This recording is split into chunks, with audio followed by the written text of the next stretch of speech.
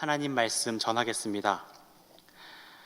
돈을 사랑함이 일만하게 뿌리가 되나니 이것을 탐내는 자들은 미혹을 받아 믿음에서 떠나 많은 근심으로써 자기를 찔렀도다. 디모데전서 6장 10절. 2011년 대한민국을 발칵 뒤집어 놓는 일이 일어났습니다. 그것은 바로 K리그 승부 조작 사건이었습니다. 이 승부 조작 사건은 한번 발각이 되면 큰 징계를 받고 비난을 받게 될 뿐만 아니라 다시는 그 업계에서 일하기 어렵게 되는 아주 중대한 잘못입니다. 이 승부 조작이 스포츠계에서 종종 일어나기도 하는데 보통은 한 명이나 두 명 정도의 선수를 포섭해서 이 승부에 영향을 미칠 만한 실수를 하게 하고 그렇게 해서 승부에서 패배하게 하거나 어떤 팀을 조작하여 이기게 만드는 그런 방식으로 이루어집니다. 그런데 2011년에 일어난 K리그 승부 조작 사건은 일반적인 수법과는 조금 달랐습니다. 인천팀에 속한 한 축구 선수가 자살을 한 채로 발견되었고 이를 수사하는 과정에서 승부 조작의 일각이 드러나기 시작한 것입니다. 먼저 2명의 선수가 승부 조작에 가담했다는 사실이 밝혀졌고 이어서 7명의 선수가 추가로 밝혀지면서 이 상황이 심각해진다는 것을 느낀 이 한국 프로 축구연맹 총재가 기자회견을 열어 사과까지 했습니다.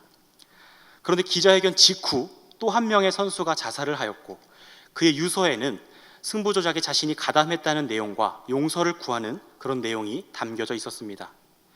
그렇게 수많은 선수들과 수많은 감독들과 수많은 관련자들이 불법 이득을 얻기 위하여 승부 조작에 가담하였고 이 사건이 모든 과정을 지나서 이 수사가 끝난 후에 결론적으로 어떤 사람들이 드러났는가 하면 무려 59명의 선수가 승부 조작에 가담하여 구속 또는 수사를 받았고 그 과정에서 4명이 자살을 하는 아주 안타까운 사건이었습니다. K리그에 소속된 선수의 숫자가 600명이 조금 넘는 것을 감안한다면 무려 10%가 넘는 숫자의 선수들이 이 승부 조작에 가담을 했다고 볼 수 있습니다. 우리는 그 당시 축구를 본 것이 아니라 짜여진 각본대로 돌아가는 쇼를 본 것이고 그들은 그 쇼의 대가로 부당한 이익을 챙긴 것입니다. 이 승부 조작이라는 엄청난 비리 뒤에는 검은 돈이 있었습니다. 세상에는 많은 직업이 있습니다. 그리고 사람들은 이 직업을 가지고 살아가는 이유를 돈을 벌기 위해서라고 말합니다. 그런데 돈만 벌면 직업이 되는 것이 아니라는 점을 우리는 기억해야 합니다. 모든 사람들이 그 직업을 가지고 그 방식으로 돈을 버는 것을 인정하고 존중할 때 우리는 그것을 직업이라고 말하고 그 분야에서 전문성을 나타낼 때 그렇게 올바르게 전문성을 나타낼 때 우리는 그것을 멋있다고 말합니다. 돈을 번다는 것은 정말 필수적이고 또 돈을 많이 버는 것은 너무나 좋은 일입니다. 그런데 직업을 가지고 살아간다는 것, 또 돈을 번다는 이 필수적인 것이 우리 삶의 전부가 아니라는 사실을 우리는 기억해야 합니다. 이처럼 직업을 가지고 살아가려면 전문성과 정직성을 함께 가져야 하는데 이것이 크리스찬의 삶에도 그대로 적용이 됩니다. 축구 선수는 축구 실력을 발휘해야 하고 의사는 의술을 발휘해야 하고 바리스타는 커피를 내리는 실력을 발휘해야 하듯이 크리스찬이 살아가면서 발휘해야 하는 것이 있는데 그것은 바로 경건입니다. 축구 선수가 땀을 흘리며 축구를 잘할 때 멋있다는 이야기를 듣고 박수를 받습니다. 또 바리스타가 커피를 멋지게 내리고 커피 내리는 실력을 발휘할 때 우리는 멋있다고 말합니다. 그렇듯 크리스찬이 경건을 발휘할 때 우리는 그 크리스찬의 삶이 멋있다, 빛이 난다 라고 말할 수 있는 것입니다. 우리 성도님들께서는 멋진 크리스찬이 되고 싶지 않으십니까? 그렇다면 오늘 말씀을 들으시고 말씀대로 생각과 행동을 바꾸실 수 있는 그런 은혜가 있기를 소원합니다. 오늘 본문에는 2가지 종류의 가르침이 나옵니다. 하나는 다른 교훈입니다. 하나는 다른 교훈이고 또 하나는 바른 말입니다.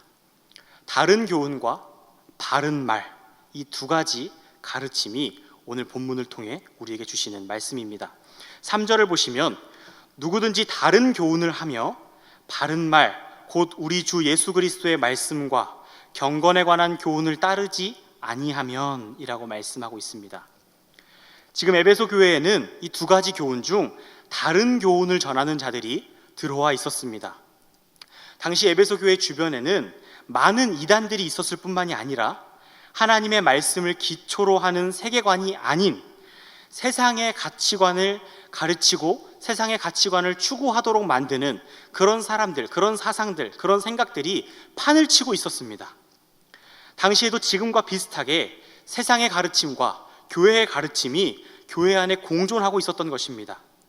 세상에는 헬레니즘 사상이, 헬레니즘의 생각들이 세상을 지배하고 있었고, 쏟아져 나오는 글들, 철학과 사상들이 고상한 것으로 여겨지고 있었습니다.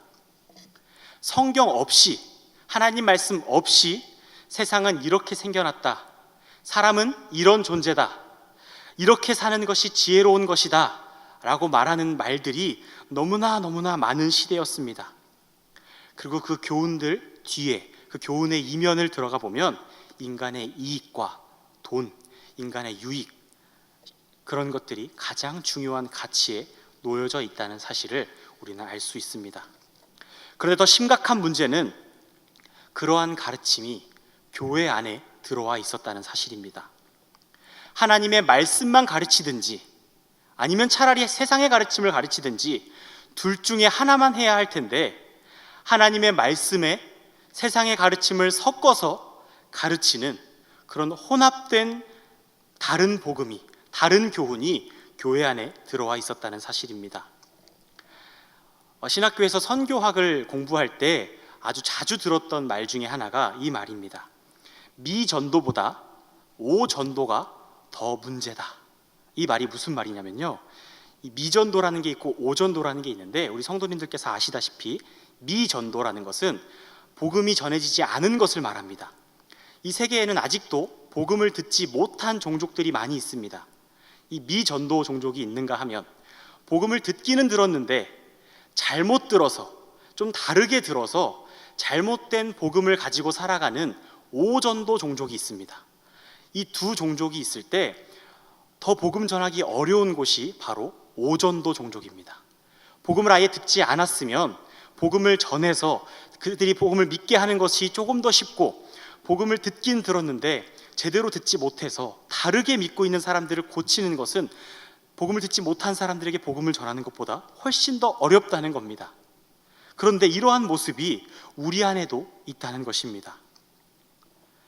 복음을 듣기는 들었는데, 아니 복음이 이 나라 가운데 가득한데 교회가 너무나 많고 밤에 십자가가 너무나 많이 세워져 있는데 우리 안에 바른 복음이 아니라 조금 다른 복음이 들어와 있지는 않은지 우린 돌아봐야 한다는 것입니다. 우리가 믿는 복음이 오로지 십자가의 보혈을 통과한 것인지 생각해 보고, 내 안에 여전히 나의 유익과 내 생각과 나의 자아가 살아 숨쉬고 있다면, 그런 것들이 불순물처럼 끼어 있다면 이 순간부터라도 우리가 하나님께 그 불순물들을 제거해 달라고 마음의 소원을 가지고 기도해야 할 것입니다. 이렇게 복음을 믿고 있기는 한데 바른 복음이 아니라 다른 교훈, 다른 복음을 배워서 믿고 있는 사람들이 사는 곳, 그들이 모여있는 곳에는 어떤 모습이 나타날까요? 4절 5절에 그 모습이 나타납니다. 제가 한번 읽어드리겠습니다. 그는 교만하여 아무것도 알지 못하고 변론과 언쟁을 좋아하는 자니 이로써 투기와 분쟁과 비방과 악한 생각이 나며 마음이 부패하여지고 진리를 잃어버려 경건을 이익의 방도로 생각하는 자들의 다툼이 일어나느니라. 아멘. 나쁜 단어들은 다 나옵니다. 우선 복음을 제대로 받지 못한 사람들, 복음을 다르게 받아들인 사람들에게는 교만이라는 특징이 나타납니다. 자기가 옳다고 생각하고, 자기 자신만 옳다고 생각하고, 자기가 중심이 되어야 하고, 자기가 높아져야 하고, 자기가 신이 되어야 하는 그런 생각들이 그 마음속에서 자리 잡고 있고, 그것들이 그 공동체 안에 드러나게 됩니다. 그런 사람들이 나 혼자면 상관이 없고 어떤 한 사람이면 상관이 없는데 수많은 사람들이 그러한 교만을 가지고 함께 대화하고 함께 공동체를 이룬다면 어떻게 될까요? 서로 자기가 옳은데 아름다운 말, 배려의 대화, 사랑과 긍휼이 그 공동체 가운데 나타날까요? 절대 나타나지 않습니다. 서로 끌어내리고 정죄하고 판단하고 교만과 대화의 분쟁과 온갖 악한 생각들이 그 공동체를 가득 채우게 되는 것입니다. 우리는 분쟁을 겪어보았기 때문에 교회 안에 분쟁이 일어난다는 것이 얼마나 가슴 아픈 일인 줄을 잘 압니다. 잘잘못을 떠나서 이 분쟁이 일어나고 나면 모든 사람이 상처를 받고 그 상처가 아물고 회복되기까지는 너무나 오랜 시간이 걸린다는 것을 우린 너무나 잘 압니다. 그런데 이 분쟁은 다른 교훈으로부터 시작된다고 오늘 말씀은 말씀하고 있습니다. 우리는 이 다른 교훈을 경계해야 합니다. 철저하게 경계하고 이 다른 교훈이 이미 우리 안에 들어와 있진 않은지 경계하고 또 경계하고 주의해야 할 것입니다. 그렇게 우리가 다른 교훈을 제하여 버리기 위하여 한 가지 점검해야 할 것이 있는데 그것이 바로 우리 안에 신앙이 형성된 순서를 점검하는 것입니다. 이 순서가 아주 중요한데요. 바로 경건과 이익 중에서 무엇이 내 마음에 먼저 들어왔는지를 한번 되짚어 보는 것입니다. 경건이 우리 안에 있으면 이익이 됩니다. 오늘 말씀이 그렇게 말씀하고 있습니다. 그런데 이 경건이 우리 안에 먼저 자리 잡고 교회를 나와서 혹은 복음을 들어서 또 성경을 보다가 여러 가지 경로로 하나님의 은혜로 경건이 믿음이 우리 안에 먼저 자리 잡고 그 믿음과 경건을 통해 우리가 큰 유익을 누리는 것은 얼마든지 좋습니다. 그런데 이 순서가 이 두 가지 순서가 딱 뒤바뀌는 순간 거기서 문제가 발생합니다. 별거 아닌 것 같은데 경건이 우리 안에 있는 건 똑같은데 이 순서가 바뀌는 순간 부패하고 썩기 시작합니다. 이익이 우리 안에 먼저 들어왔을 때 이익을 추구하는 마음, 이익을 바라는 마음이 먼저 들어오고 그 다음에 경건이 들어왔을 때 우리의 신앙은 병들고 부패하기 시작합니다. 이익을 쫓아 세상에서 살다가 자기 중심적으로 세상에서 살다가 복음을 듣고 회개하고 돌아오는 것이 아니라 그 이익에 더 큰 이익이 될 것 같아서 경건을 선택하고 교회 다니는 것을 선택하고 신앙생활을 하기로 선택한 사람들이 있습니다. 이 사람들은 이익이 먼저 되고 그 다음에 경건을 받아들인 순서가 뒤바뀐 사람들입니다. 성경에서도 대표적으로 마술사 시몬이 그런 사람입니다. 이 마술사 시몬은 열심히 마술을 부리며 열심히 그런 신기한 일들을 통해 돈을 벌고 사람들을 끌어모으는 사람이었습니다. 그런데 어느 날 자기보다 더 신기한 행동을 하는 성령 충만한 사람들을 보고 내가 이제 회개하고 성령 충만을 받아야겠다라고 생각한 것이 아니라 저 능력이 내 이 생활에 더 큰 유익이 되겠는데 하는 생각을 가지고 나도 성령 충만 받게 해달라고 부탁을 합니다. 베드로는 그에게 성령 충만을 준 것이 아니라 네가 은과 함께 망하게 될 것이다 라고 선포합니다. 성령 충만을 받는 것은 똑같은데 순서가 뒤바뀐 순간 그는 망하게 되는 것입니다. 이런 사람들에게는 경건이 아무런 유익이 되지 않고 오히려 다툼과 분쟁의 원인이 된다고 성경은 말씀하고 있습니다. 우리 안에는 무엇이 먼저인지 한번 점검해 볼 수 있기를 바랍니다. 그리고 혹시라도 만약에라도 우리 안에 이익이 먼저 들어와서 자리 잡고 있다면, 경건은 나의 유익을 위한 수단에 불과한 것이었다면 이제는 회개하고 돌이켜서 그 순서를 제자리로 바꿔놓으시기를 바랍니다. 크리스찬으로서 경건하게 살아가면서 하나님께서 주시는 큰 복을 누리고 하나님께서 주시는 이익을 누릴 때 그 경건이 우리 안에서 멋지게 빛이 나고 우리를 영광스럽게 만들어줄 줄 믿습니다. 이제 우리는 하나님의 은혜로 새로운 담임 목사님을 맞이하고 또 훌륭한 사역자들과 귀한 성도님들이 하나 되어 교회를 세워갈 수 있는 출발점에 섰습니다. 이 출발점에 다시 서기까지 우리가 얼마나 어려움을 겪었고 얼마나 마음에 힘든 일들이 많이 있었습니까? 이제 다시 출발점에 섰습니다. 정말 큰 은혜이고 이 은혜에 우리는 감사해야 합니다. 그런데 이제 우리가 다시 마음을 모아 시작하는 이 시점에서 반드시 점검해야 하는 것이 있는데 그것은 바로 우리 안에 들어와 있는 교훈이 바른 교훈인지 다른 교훈인지를 점검해야 합니다. 혹시라도 아직도 자기의 생각, 자기의 세상의 가르침, 세상의 방식들이 우리 교회 안에 가득하다면, 아니 조금이라도 남아있다면 우리 교회는 반드시 또다시 분쟁을 겪을 수밖에 없을 것입니다. 그래서 우리가 이 출발점에 서서 반드시 돌아봐야 할 것은 다른 교훈들, 다른 복음들을 다 내쫓아버리고 바른 교훈, 바른 말, 예수 그리스도 안에서 올바른 말씀만 이 교회 안에 가득가득 채워서 이 교회가 하나님의 은혜로 영광스럽게 세워질 수 있도록 하나님의 은혜를 구해야 할 줄로 믿습니다. 하나님의 풍성하게 부어주시는 능력을 경험하고 진정으로 하나님의 참된 은혜를 사모한다면 이제 다시 주님 앞에 서서 우리가 받은 교훈이 어떤 것인지 점검하고 바른 교훈으로만 이 교회를 채워갈 수 있기를 간절히 소원합니다. 우리 안에 이익을 탐하는 마음, 이 바른 교훈을 추구하지 않고 이 복음을 받아들이기 전에 이익이 먼저 되고 이익을 추구하다가 이 이익에 좀 더 도움을 받고자, 내가 좀 더 유익을 누리고자 하여 이 복음을 받아들이고자 하는 마음이 다른 교훈인데요, 이 다른 교훈을 제하여 버리고 나서 우리가 가져야 하는 마음이 하나 있습니다. 우리가 사모해야 하는 마음이 하나 있는데 그것은 바로 자족하는 마음입니다. 6절을 보시면 그러나 자족하는 마음이 있으면 경건은 큰 이익이 되느니라. 아멘. 자족한다는 것은 너무 좋은 것입니다. 꼭 성경적으로 보지 않아도 자족할 수만 있다면 얼마나 좋겠습니까? 그런데 성경이 말하는 자족은 무엇이며 어떻게 우리가 자족할 수 있을까요? 7절, 8절에 자족하는 마음에 대해서 말씀해주고 있는데요, 7절, 8절을 보시면 우리가 세상에 아무것도 가지고 온 것이 없음에 또한 아무것도 가지고 가지 못하리니 우리가 먹을 것과 입을 것이 있은즉 족한 줄로 알 것이라. 아멘.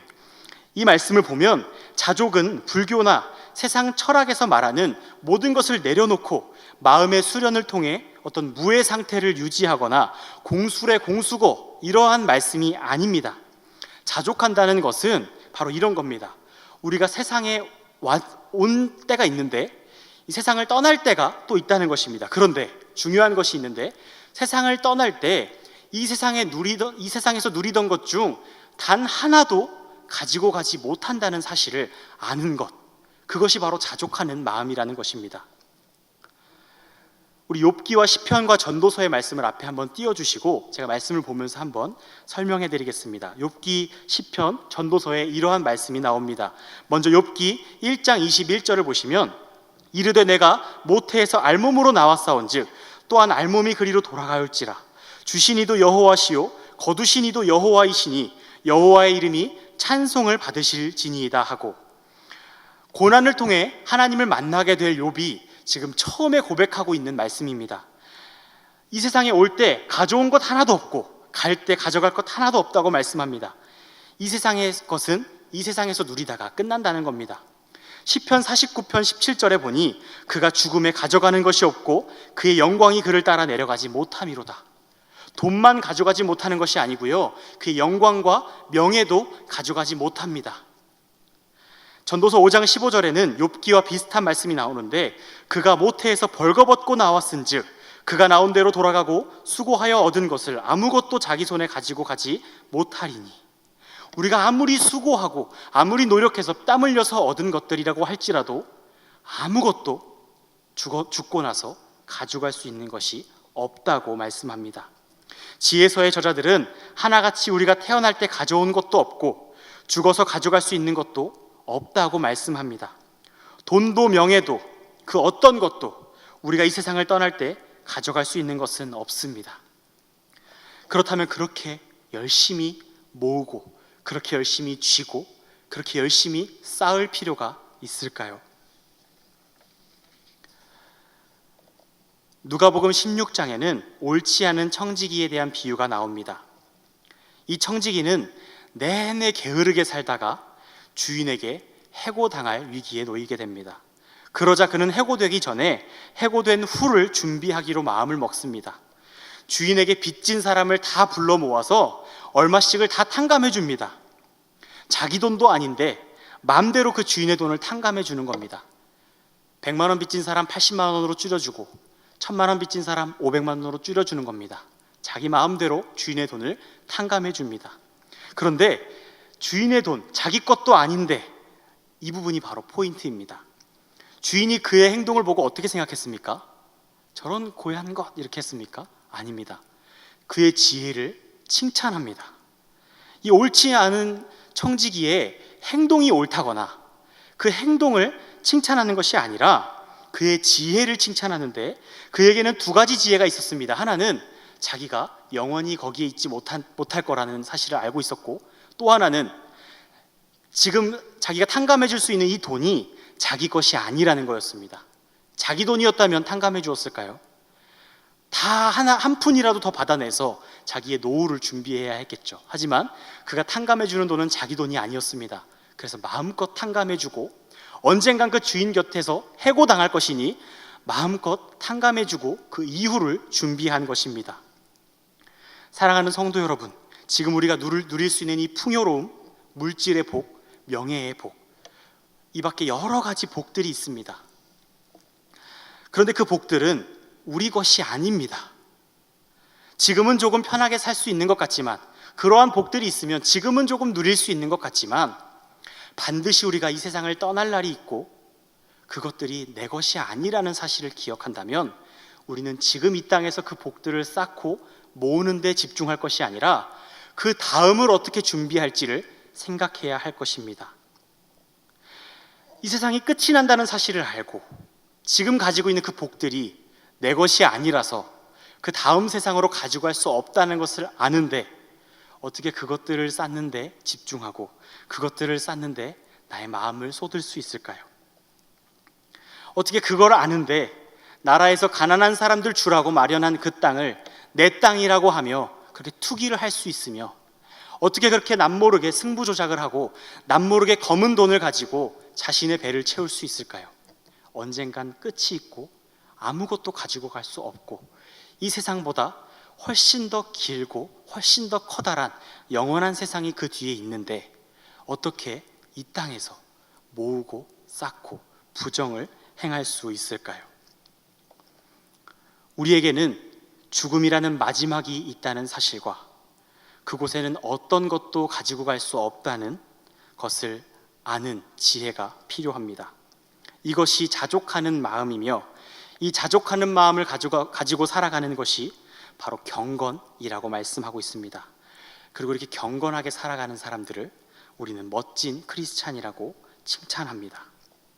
하나님을 기억하고 이 모든 것이 하나님께 속해 있다는 사실을 고백하며 이 자족하는 마음으로 경건을 마음껏 발휘하실 수 있는 모든 성도님들이 되실 수 있기를 간절히 소원합니다. 말씀을 맺으려고 합니다. 우리 모두 어떤 직업을 가지고 살아가고 어떤 일을 하면서 살아갑니다. 그리고 먹고 살기 위해서 돈을 법니다. 하지만 우리에게는 돈 버는 것보다 이 돈을 가지는 것보다 훨씬 더 중요한 가치가 있습니다. 축구 선수는 축구로 돈을 법니다. 그런데 축구 선수가 돈을 버는 것이 목적이 되는 순간 축구를 하는 것이 아니라 축구 외에 다양한 비리들을 저지르게 됩니다. 축구 선수가 축구로 돈을 벌지만 축구라는 스포츠로 사람들에게 기쁨을 주는 것이 그 인생의 목표가 되어야 합니다. 바리스타는 커피 내리는 일을 하는데 커피 내리는 일로 돈을 버는데 돈을 버는 것이 목표가 아니라 맛있고 질 좋은 커피로 사람들에게 기쁨을 주는 것, 사람들을 만족시키는 것이 그의 인생의 목표가 되어야 합니다.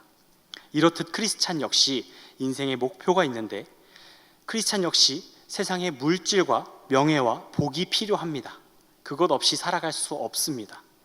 하지만 단 한순간도 그것들이 우리의 목표가 되어서는 안 됩니다. 돈이나 이익이 크리스찬, 우리들의 목표가 되는 순간 우리는 승부조작을 하는 축구선수처럼 추한 꼴이 되어버리고 말 것입니다. 하나님께서는 우리가 멋진 크리스찬으로 살기를 바라십니다. 돈과 이익을 위해서라면 신앙도 변형시키고 복음도 변형시키고 우리가 받은 그 복음도 예수 그리스도의 십자가의 보혈로 우리에게 주신 그 복음도 바꿔버리는 그러한 우리의 잘못된 신앙이 아니라 이 세상을 떠날 때 하나님께서 주신 생명 외에는 우리가 아무것도 가지고 갈 수 없다는 사실을 기억하고 자족하는 마음으로 경건을 마음껏 발휘하며 우리 올바른 신앙을 가지고 세상의 빛과 소금이 되어 살아갈 수 있기를 예수님의 이름으로 간절히 소원합니다. 우리 다 함께 기도하시겠습니다.